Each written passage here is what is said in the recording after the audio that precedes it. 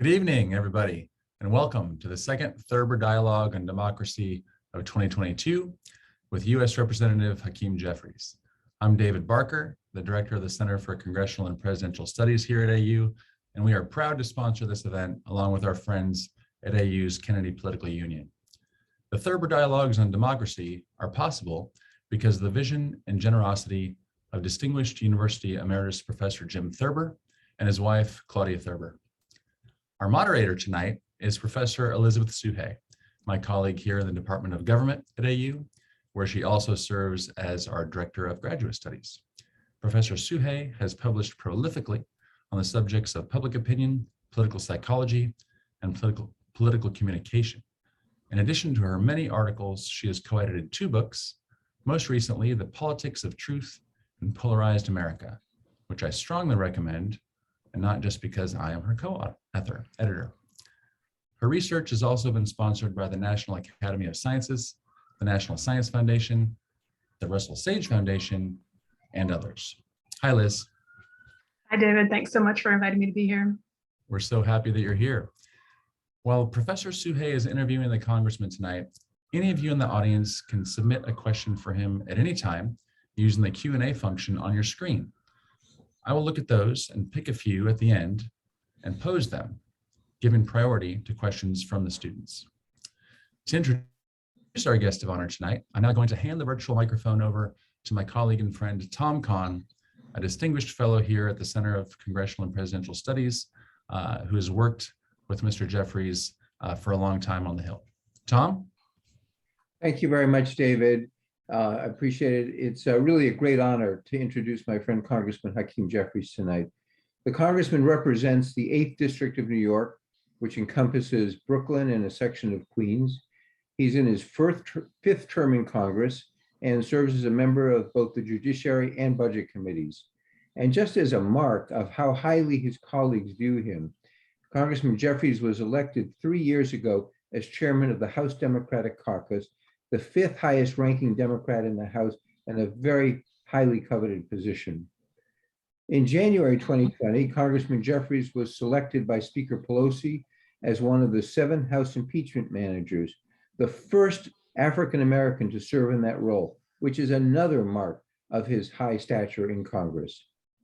Congressman Jeffries is a tireless advocate for social and economic justice on a whole range of issues from COVID to everything else. He is also an incredibly effective legislator.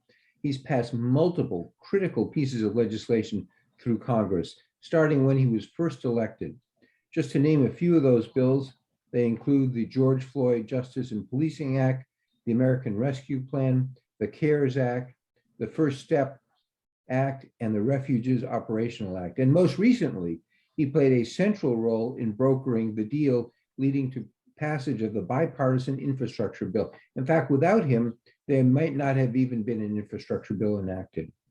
And finally, if I can just offer a personal note, I had the privilege to meet the congressman when he was first elected and joined the Budget Committee. And from, frankly, the day he walked in the door, it was really clear this was a member with a great future and extraordinary talents.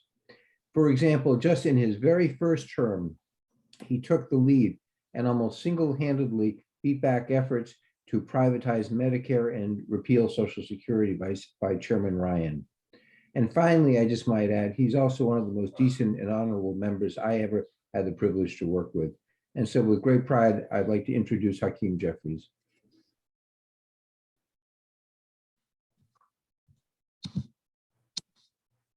Thank you, Tom. Good evening, Congressman Jeffries. It's really an honor to be speaking with you, and I'm looking forward to the conversation. We're going to talk until 7:45 or so about a range of topics that relate to the health of our democracy, and then we're going to open the conversation up to questions from the audience. So what I want to do is I want to start with the For the People Act, aka Hr1. This is something that you were instrumental in developing. It passed the House. And the bill, just to provide a summary, it seeks to improve voter access to elections, election integrity and security, the way our elections are financed, and government ethics. So it's an important bill. It's also an expansive one with little chance of passing the Senate. some people have criticized Democrats for spending precious time and energy on something that they knew wouldn't become law. And so I wanted to ask you, what do you say to those critics? Professor Suhay, thank you so much for hosting me, and it's an honor to be part of this very important discussion being led by AU, and certainly Tom, thank you for that very, very, very generous introduction. I think my mother has done a great job of circulating talking points, but Tom, I appreciate your friendship and support. You know, democracy is fragile, it's not guaranteed. It's a self-executing proposition in that individuals have to be involved in executing it. Government of the people, by the people, and for the people. It won't execute itself on its own. And we understand it's a work in progress. And so when we ran in 2018 and developed the For the People agenda, there was a focus on lowering healthcare costs with an emphasis on driving down the high price of life-saving prescription drugs. Bigger paychecks for everyday Americans with an emphasis on rebuilding our crumbling infrastructure, and cleaning up corruption and strengthening our democracy. And that eventually became H.R.1, the For the People Act. It was a promise that we made to the American people to, as comprehensively as possible, create the best possible system so that the views of everyday Americans would not be overrun by special interests in Washington, D.C. And so I think it was important for us to keep that promise and to advance the legislation out of the House of Representatives, which is what we did. And then from that point, try to figure out what the realities are in terms of the Senate. And as you indicated, the Senate does not seem to be in a position at this point to move the entirety of the For the People Act. But the For the People Act lays the foundation for some of the things that perhaps individually can be done in terms of component parts. And that, I think, is the stage that we're at right now. Thank you. And I wanted to ask you about those component parts exactly. So, you know, the legislation, it has some things in it that are more controversial and some things in it that are less controversial. And in fact, it has a number of things in it that have been promoted by academics and others who specialize in evidence-based governmental reform. Things like, you know, voting equipment requiring a paper trail, congressional districts determined by nonpartisan commissions, improving the transparency of our elections. I wanted to ask you, what is your perspective? Obviously, you're in a better position than most of us. In, you know, if you could, predict is too strong a word, but if you could look down the road and say, what do you think has the best chance of getting past the Senate and eventually becoming law? Well, in terms of the voting rights provisions of the For the People Act, eventually those provisions became part of legislation that was introduced by Senator Joe Manchin himself, called the Freedom to Vote Act, which included a variety of different provisions, but, you know, ensuring that early voting existed, you know, across the land, and that the American people, no matter what zip code you were in, wouldn't find themselves in a situation where they had a narrow window on one day to exercise their precious right to vote. That seems to be something that should be uniformly available across the country, that there was access to adequate polling sites so that certain people in certain communities, often rural communities or low-income communities or Black and brown communities, seem to find themselves in a situation where they had inadequate poll sites that forced them to stand on excessively long lines and therefore discourage voter participation in certain communities, which wasn't the case in other communities, that needed to be uniform as well. That there are transparency reforms such as access to paper ballots in the context of electronic voting. so that the American people can continue to feel comfortable with the security of its elections. These are generally non-controversial things that the American people uniformly support. But the Senate, of course, is a peculiar institution. And unfortunately, voting rights has become controversial in a way that it had not been for decades. You know, one point that has troubled me is that in the immediate aftermath of the passage of the 1965 Voting Rights Act, which was passed on a bipartisan basis in both the House and the Senate. In fact, many Southern Democrats in the Senate opposed it. But Northern Republicans and mainstream Republicans from the Midwest or the Northeast supported it. And since that moment, voting rights had largely been non-controversial and a settled question for both political parties. The Voting Rights Act, I believe, has been reauthorized 4 times under law. Every single time it was reauthorized, it was signed into law by a Republican president. 1970, Richard Nixon; 1975, Gerald Ford; 1982, Ronald Reagan; 2006, George W. Bush. And then something seemed to have happened. I'm not sure. Maybe it was the election of 2008. But over the last 15 years or so, all of a sudden, voting rights was no longer a settled question that was non-controversial, and the Republican Party has abandoned its modern-day position. Hopefully, there's be some space in the Senate to change that now that the influences of the prior president are diminished, at least in terms of his presence at 1600 Pennsylvania Avenue. I wanted to ask you next about something that is possibly even more controversial than you said. Voting rights, unfortunately, have become controversial in recent years. And that is campaign finance. So I talk with my students a lot about this. You know, young people are very frustrated about our campaign finance system. People who are 18, 19 don't know many court cases, but they know Citizens United. They know that money is flowing into our system. And this is one of the things that, you know, is, from where I sit, most obviously troubling. But it's also the thing that I am most pessimistic about, given especially a very conservative Supreme Court. Do you think this pessimism is warranted? You know, what should I be telling my students? Is there some path forward in the near term with respect to campaign finance? Or do we have to have a very long time horizon? Yeah, there's a reason to be pessimistic. We want to be realistic. There's a reason to be pessimistic, but there's also a reason to be optimistic.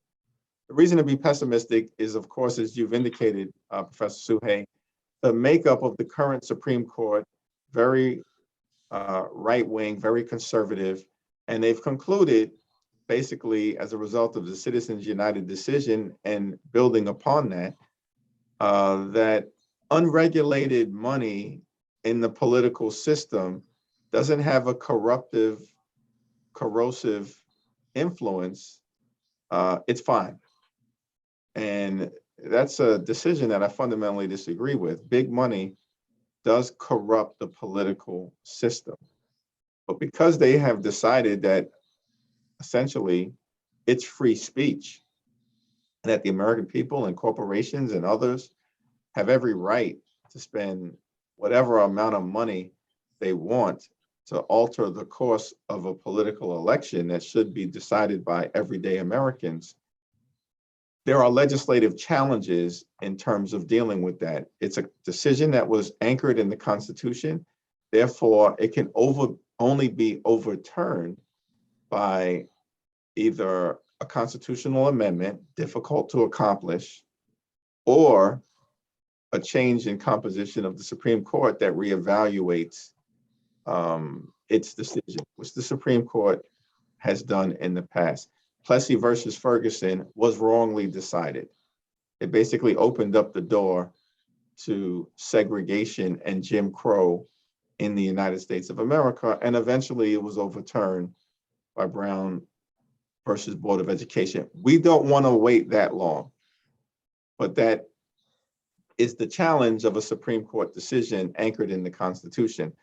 And so I don't want to be Pollyannic about the landscape that we face. There is reason to be pessimistic, but there's also reason to be optimistic. And I think that is because the American people across the political spectrum, everyday Americans, from the left to the right to the center, very conservative Republicans, very progressive Democrats, independents, when you ask them about the corrosive influence of money in politics, they agree it should change.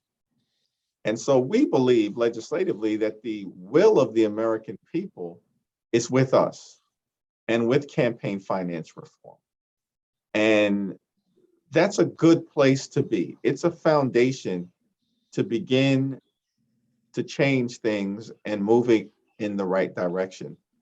And we can begin without having to overturn a Supreme Court decision by bringing transparency into the system. Because we believe that if some of these mega donors had to actually disclose what they are doing, as opposed to being able to often hide their expenditures, then public pressure and public sentiment may actually create a change in behavior, even if legislation can't force that change in behavior, but transparency can. Brandeis said sunlight is often the best disinfectant, and we want to bring sunlight to our campaign finance system. Thank you for allowing me to be a little bit optimistic in the classroom. So I wanted to turn to a different topic that is also about threats to our democracy. And this is something I know you've talked ad nauseum about this, no doubt already. And that's the January 6th, 2021 attack on Congress. So we know that there's a select committee in the House that's doing important work, investigating the attack and those involved. But one thing that I don't hear talked about, or at least not talked about enough, are some of the underlying causes of the event. So not just President Trump and his allies, but essentially why President Trump's supporters were so open to his call to arms, why they were so angry. And so I wanted to ask you if you have any thoughts on those underlying causes that are certainly still with us. Yeah, it's such an important question. And I think, we can't discount the power of the presidential bully pulpit and the ability of a president to change hearts and minds, even if that means moving some people into a very bad, difficult place. And without question, the former president radicalized millions of Americans and perpetrated a big lie, that the election was stolen, that Joe Biden was illegitimately elected by the American people, and that Donald Trump is the rightful person who should still be seated at 1600 Pennsylvania Avenue. That was the big lie. And no evidence to support that representation, but millions of Americans apparently believed it. And perhaps they believed it because it was their president saying it. Perhaps they believed it because they're disappointed that the president actually lost and Joe Biden won. And all of us have been on the wrong side of elections and been disappointed. But this is the first time that the peaceful transfer of power was at least momentarily interrupted. Didn't even happen during the Civil War.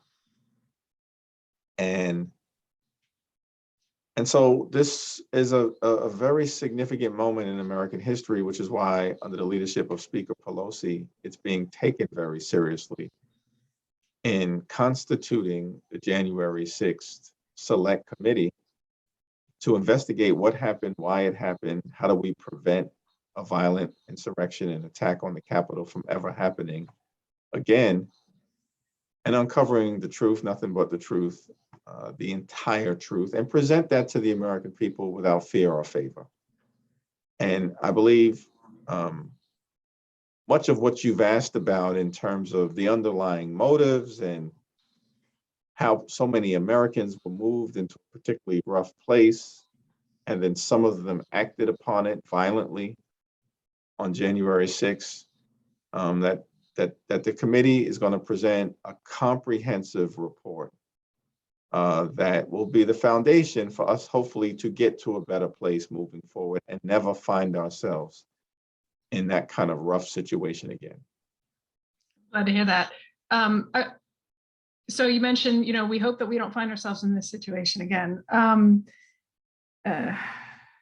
You hope. How concerned are you that there could be? I mean, let's imagine that there is a future that does not involve Trump taking back the presidency. Do you worry about similar sorts of challenges in the future, or do you think it really was unique to his time in office?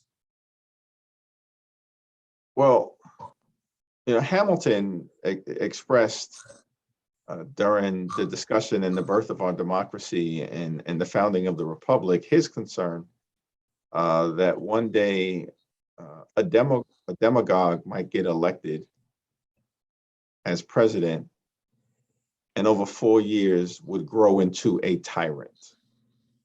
Frightening that Hamilton actually predicted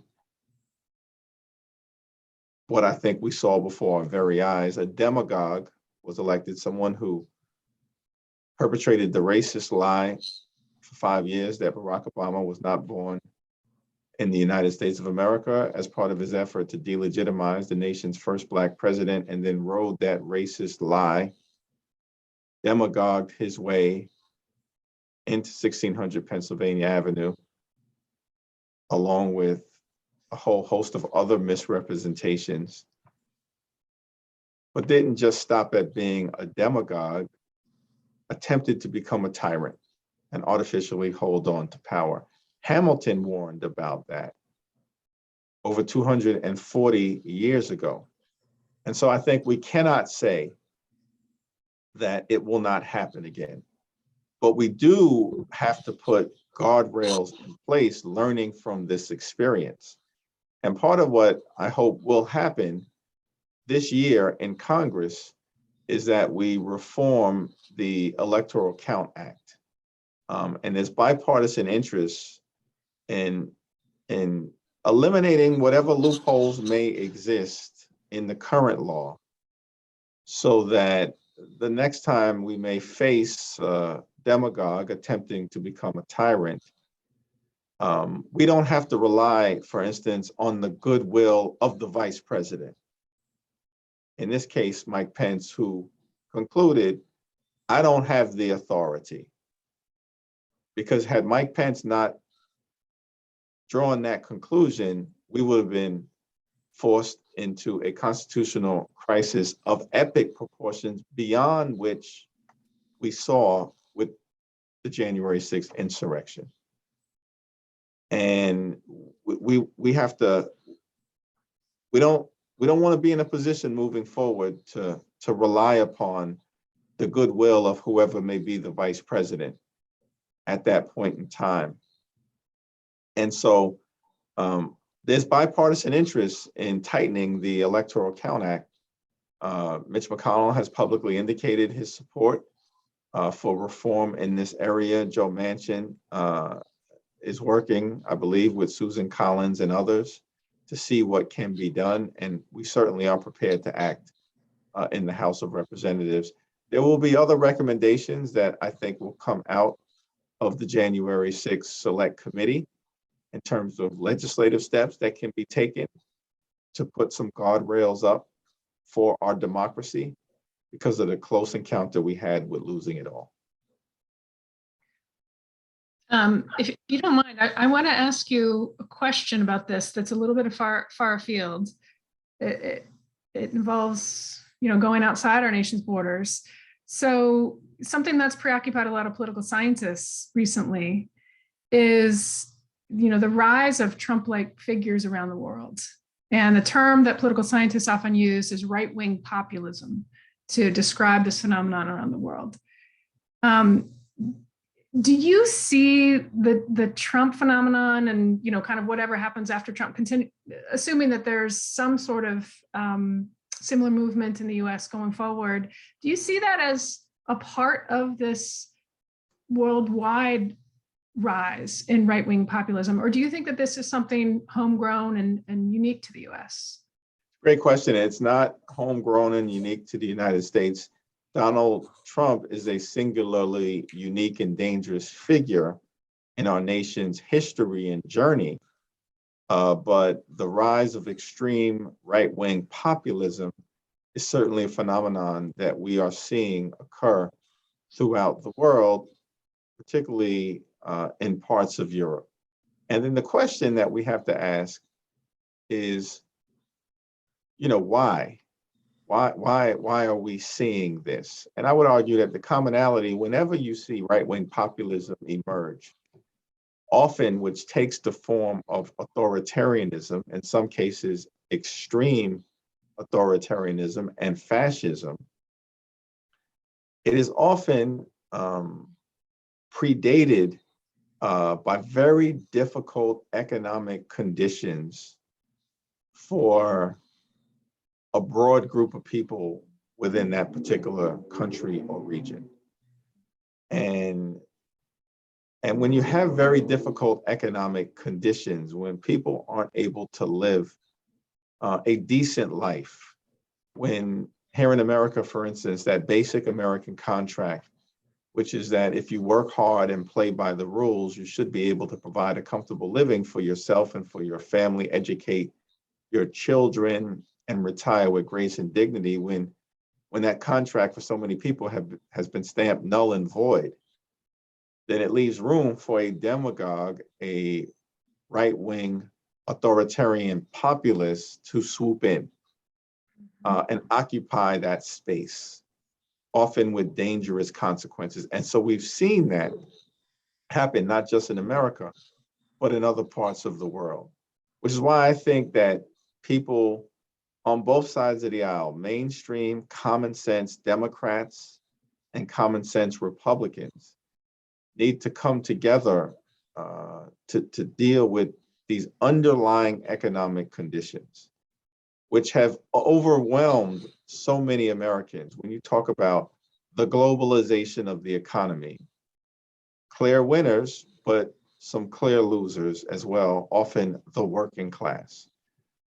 The outsourcing of good-paying American jobs, poorly negotiated trade deals, the dramatic decline of private sector unionization across the country, with unionization providing a traditional pathway into the middle class. And of course, the rise of automation, which benefits consumers to some degree, but results in significant job loss for so many people. The totality of these factors has had devastating consequences for everyday Americans, working class Americans, those who aspire to be part of the middle class and beyond.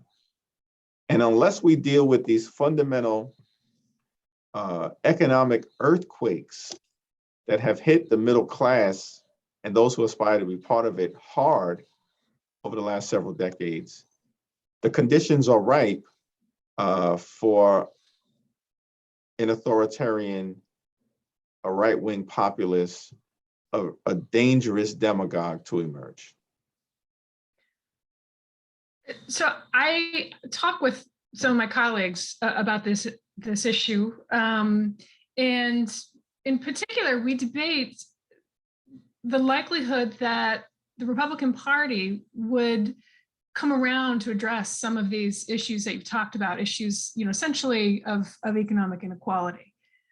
Trump ran in many ways as a populist, and populist has different meanings. It sometimes can imply authoritarianism, and we see that especially in Europe, and maybe we flirted with it here.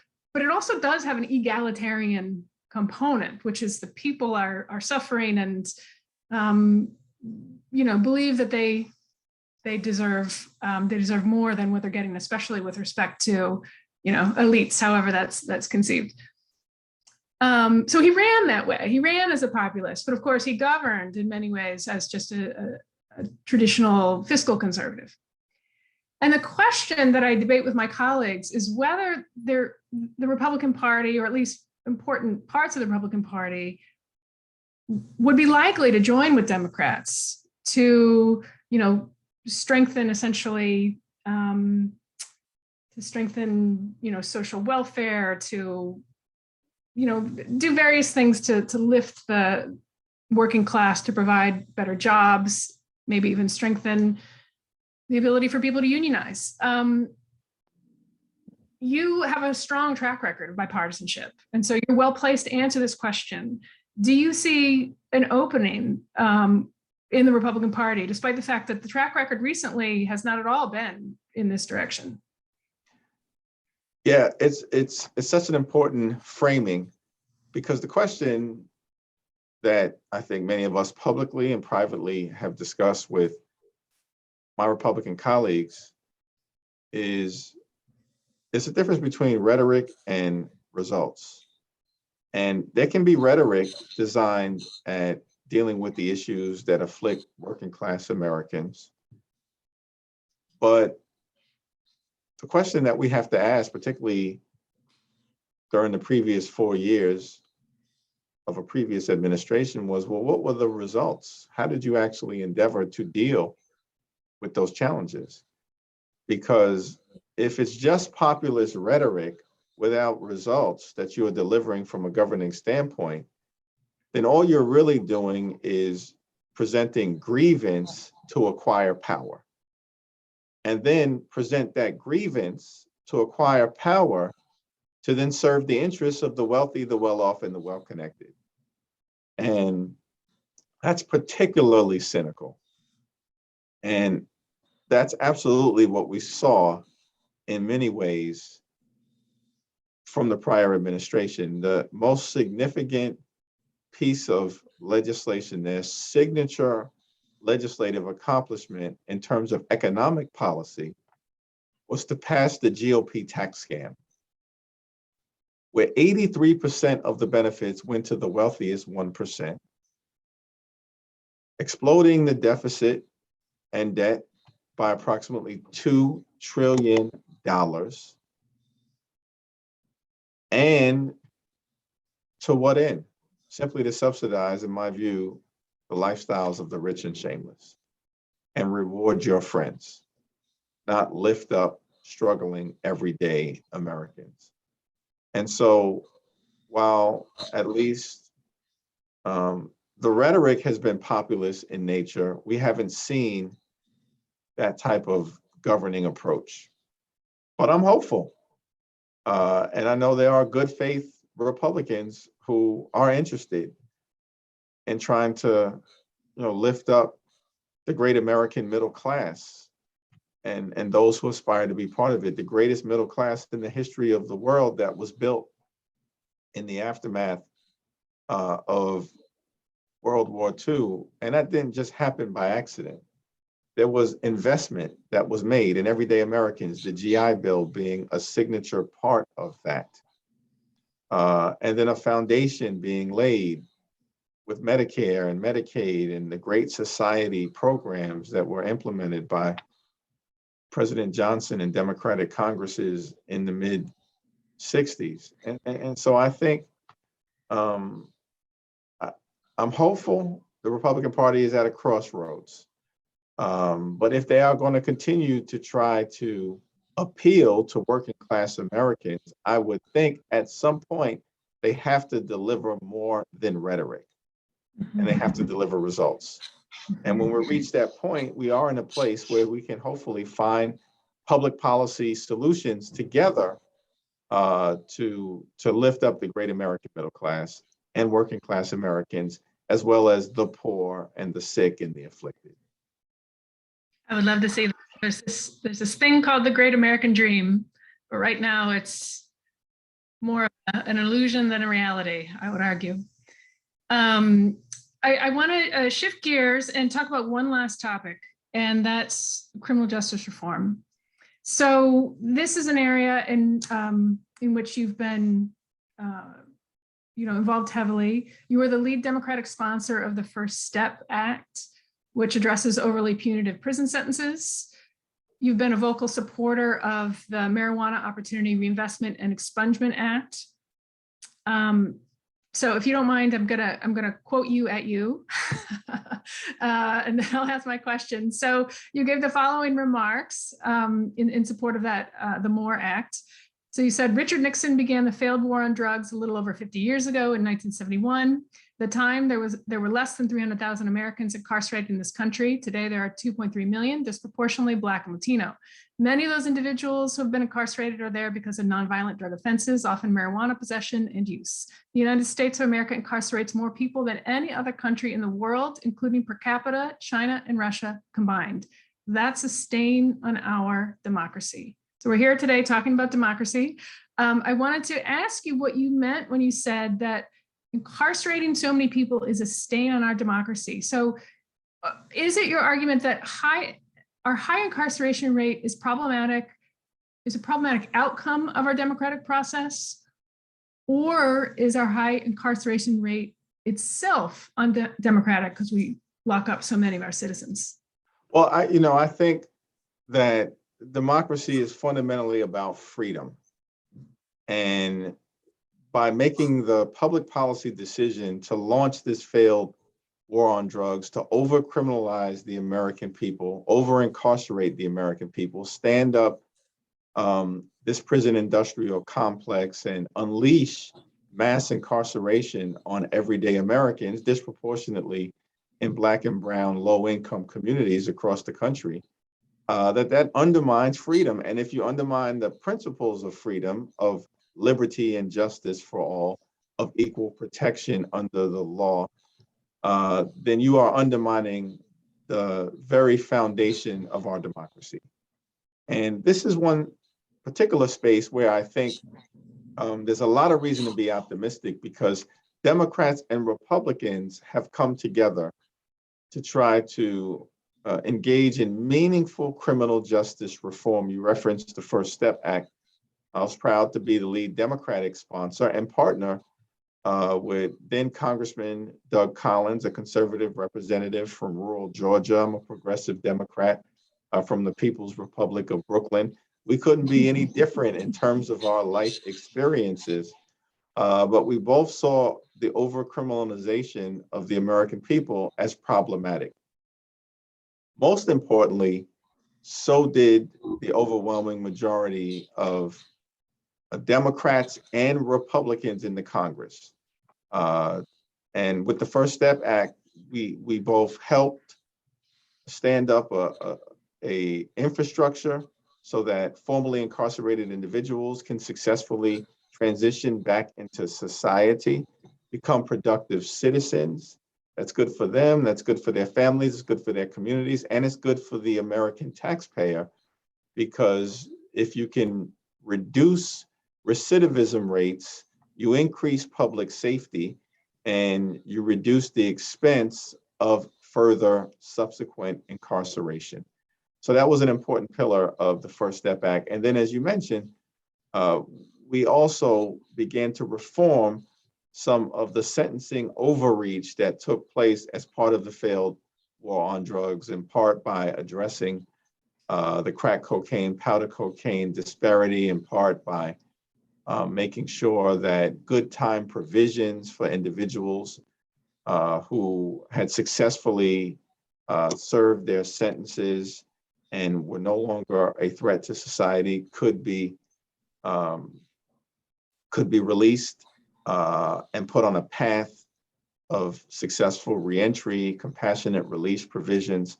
And the good news here is that at the end of the day, the legislation was supported by Democrats and Republicans, by progressives and conservatives, by the left and the right, by the ACLU and the Koch brothers, the NAACP and the Heritage Foundation, Al Sharpton and Grover Norquist, all points in between, and signed into law by former President Trump. And it's a foundation.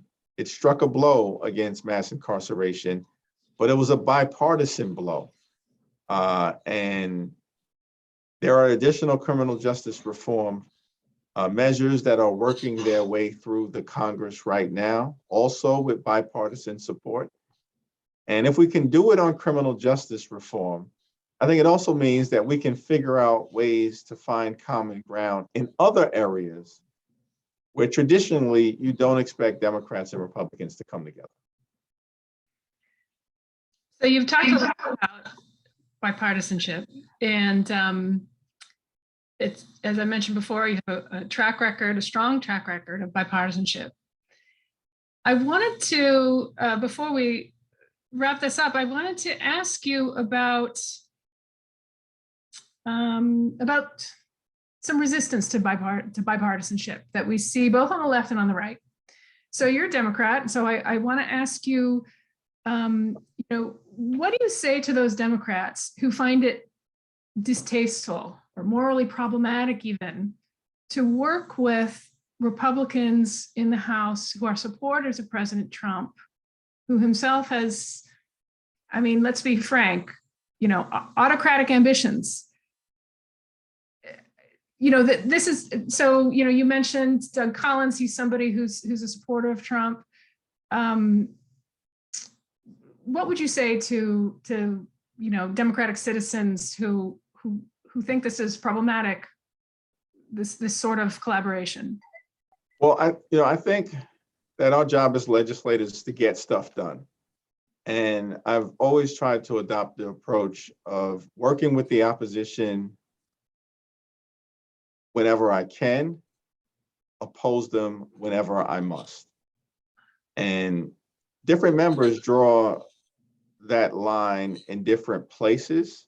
For me, in terms of trying to find common ground with people who I might not otherwise agree with on a whole host of other issues, the question for me is, can you reach a legislative accommodation where the progress that you are going to be able to make for the people that you serve will make a meaningful difference in their life? And if you can, I think you have the responsibility to do it. You can't engage in cosmetic bipartisanship. In other words, bipartisanship just for the sake of saying you work with someone on the other side of the aisle because you think it's good for your politics, but at the end of the day, you haven't advanced the ball and made a difference in the lives of the people that you serve. However, if there's an effort that meets that meaningfulness test, where you believe you can find common ground with someone on the other side in an area, whether it's housing or the economy or jobs or healthcare or prescription drug pricing, criminal justice reform, trade, where what you are doing will make a meaningful difference in the lives of everyday Americans, I think you have a responsibility to do it. Thank you, Congressman. That's all the time that, well, I'm gonna take out of this evening. I know David and I are both eager to hear what the audience wants to say. I want to thank you so much for this really substantive discussion. Thank you for putting up with, some of these academic questions. And yeah, here's David. So I will pass the virtual mic over to him. Thank you again. Thank you. Great. Thanks a lot, Liz. And thank you, Congressman. As Liz just suggested, I'm going to go ahead and read through some of the questions that have come through from our students and other folks in the audience and pose those to you. So the first one, which I think you'll like, is from Malcolm Guy, and he's a student here at AU, and he says, Mr. Jeffries, thank you for all the work you've done on the infrastructure law, ARPA, and the CARES Act. In your opinion, what is the single most impactful thing that incoming or current AU public policy students can do to strengthen the future health of our democracy?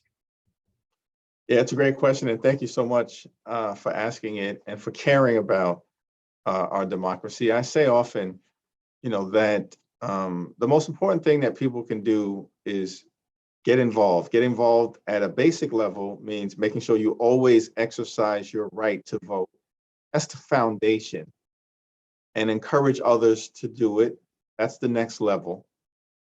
And then beyond that is to exercise your First Amendment right, not simply freedom of speech, but that right to petition your government, which basically means that if you think there are societal changes that need to be made, that you exercise your right to petition those in office and your expectation that they do it or work towards that change. And that can be at the most local level of government, municipal, city, county, village, town. It can be at the state level, or it can be at the federal level with your member of Congress or your United States Senator. And don't ever underestimate the power of engagement, particularly as it relates to my own experiences in the House, where what the people I represent say to me matters. I don't hold the title of Lord or Baron or Duke, it's representative. And in order to be the best possible representative, I have to channel the hopes, the dreams, the aspirations, the concerns, the fears, the anxieties, in the words of some of the framers, the passions of the people that I'm privileged to represent. I can't do that unless I hear from you. You express your concerns, you share your criticisms, you articulate your hopes and dreams and aspirations. And the more you do that, that's phenomenal. The more you can encourage others to do that, it's even more impactful. Thank you. I think that's a message that resonates with our students here. I don't know if you know this, there wouldn't be any necessary reason that you would, but according to U.S. News and World Report, our student body is the most politically engaged in the country. So I'm sure that they appreciated hearing that message from you.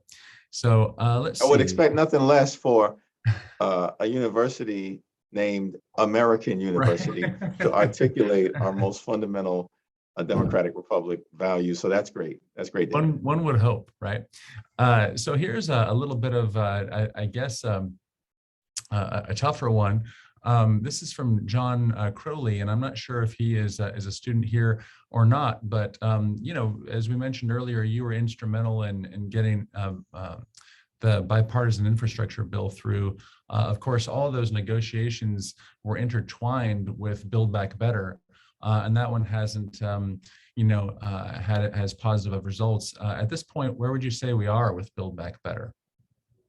Well, I think it was important at the end of the day to advance the ball in terms of the Infrastructure Investment and Jobs Act, going to create millions of good paying jobs, fix our crumbling bridges, roads, tunnels, our subways, our buses, our rail, our airports, our ports, and also make sure, perhaps most importantly, that there's clean water in every single community, and in every single community, urban, rural, small town, Appalachia, has access to high-speed internet, both the access and making sure it's affordable, which is what the infrastructure agreement does, so that people will have the tools to succeed in the 21st century economy.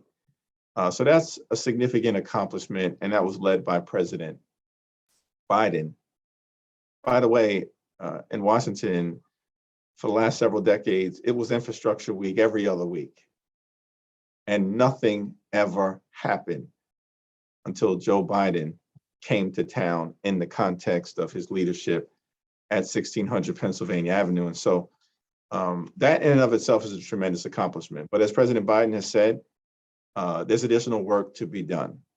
And I know House Democrats led by Speaker Pelosi and Senate Democrats led by Leader Schumer are committed certainly to that work. And with respect to the different component parts of the Build Back Better Act, with a focus on lowering childcare costs, lowering healthcare costs, driving down the high price of life-saving prescription drugs, investing in the creation and preservation of affordable housing, continuing the transformative, child tax credit payments that led to a more than 40% reduction in child poverty during the last 6 months of 2021. There's a firm, strong Democratic commitment to getting these things done in the House. And I believe in the Senate as well. We may not ever get to a place in this instance where we can get the entirety of the provisions of the Build Back Better Act done this year. But I believe that there are a lot of discussions taking place in the Senate, and we stand ready in the House to get as much of that agenda done this year, particularly as it relates to lowering costs for everyday Americans, given the inflationary pressures and gas price increases that we know so many Americans are experiencing. Thank you very much. So the next one is from one of actually my students this semester, Yasmin Jabara, and she's from Aurora, Colorado, and she says she's studying political communication, and she's also a current press intern in the Senate. She says there's been a lot of conversation lately about messaging from the Democrats across the party. A lot of young Democrats among all typologies have been disappointed by the messaging from Democrats and are worried that Dems messaging can't stand up to Republican messaging, despite the use of wedge issues, lies, and aggressive rhetoric. What is the message and the narrative that you think Democrats should be consistently amplifying to ensure that voters are still motivated to get out to vote in the midterms and help Democrats potentially maintain a majority control in Congress? Thank you, she says. Yeah, thank you, Yasmin, for that question and that observation, a very important one. And we have to both govern and message. And from a messaging standpoint, I think we have spent a lot of time governing to get stuff done for everyday Americans. But as we move forward and get closer to the midterm elections, certainly have to sharpen the way in which we communicate with everyday Americans, do it in a clear, concise, comprehensive fashion.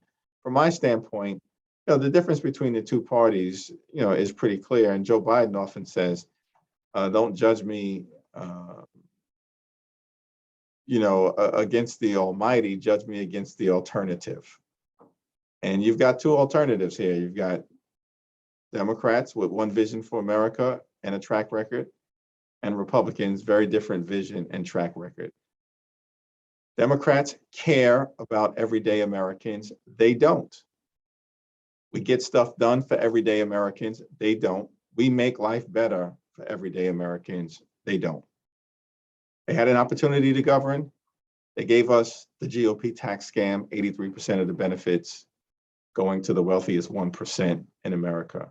We have an opportunity to govern. We passed the American Rescue Plan. We make sure that we can go from a place where less than 2 million Americans were fully vaccinated. That's where we were at when Joe Biden took office, to more than 215 million being fully vaccinated.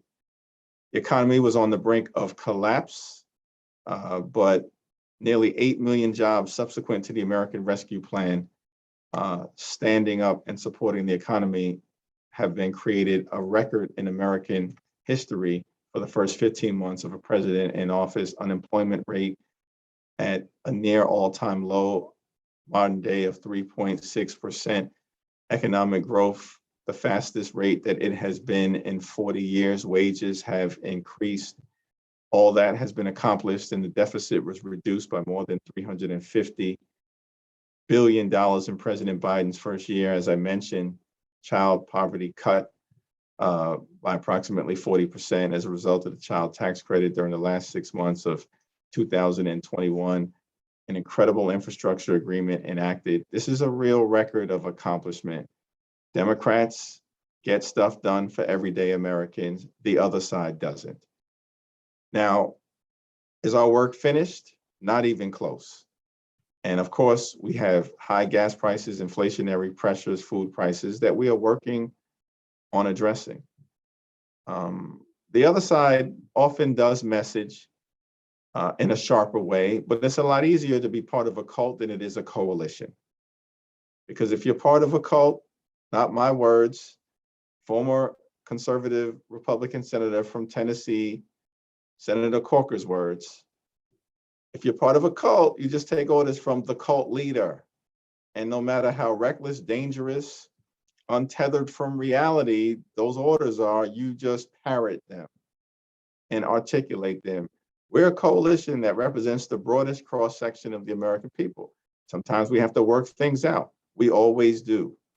And I believe we will communicate in a sharper way over the next several months in advance of November.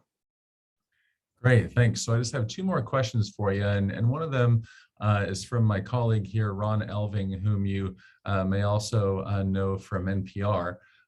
He asks, how do you expect the January 6th committee process to work itself out? And what's the timetable?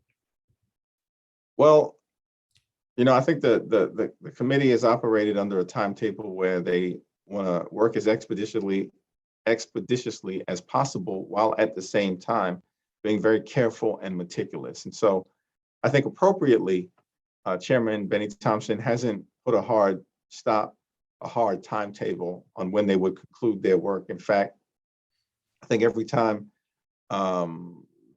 they come close to perhaps reaching an endpoint, they uncover new information that opens up a different door that they have to go into as part of the effort to seek the truth for the American people. And I think the truth will dictate the timeline. But it is my expectation that we will start to at least see some public-facing engagement and presentation of information, perhaps over the next few months. But that will all be dictated by, I think, the simple principle that the January 6th committee is going to follow the facts, apply the law, be guided by the Constitution, uncover the truth, and then present it to the American people. Thanks a lot. So we like to wrap up with this one. I have no idea at what point in your life you decided to pursue a career in public service, but to all the students that are with us here tonight, do you have any advice that you would offer to them, both those who want to pursue careers in public service and maybe just more generally? Yeah, well, I would say follow your passion. And, you know, America has never been a perfect country. The framers of the Constitution were imperfect themselves. Humanity is imperfect. But what they did promise was a march toward a more perfect union. And that's the beauty of American democracy and the power of American exceptionalism, is that we can continue to try to be the best possible version of ourselves as a country, year after year, decade after decade, century after century. That means that a new generation of younger Americans, as represented by the students at American University and across the country, need to step in to the arena and be involved in the democratic process, some as candidates. And in that regard, I would just simply conclude by saying that running for something at some point is important. That's self-government. And that's government of the people, by the people, and for the people. But don't be disappointed if it doesn't work out the first time or even the second time. I ran twice for a seat in the New York State Assembly, lost twice. What I realized, as Churchill once said, success is not final, failure is not fatal. All that matters is the courage to continue. And in the arena of public service, particularly politics, perseverance is so important. I put it a different way. A knockdown is different from a knockout. And that's probably the Hakeem Jeffries remix version of what Churchill said. But the point is, you may get knocked down, in any field of human endeavor that you choose to enter into. But the most successful people in each of those fields, if you look at their journey, before the success, they encountered adversity.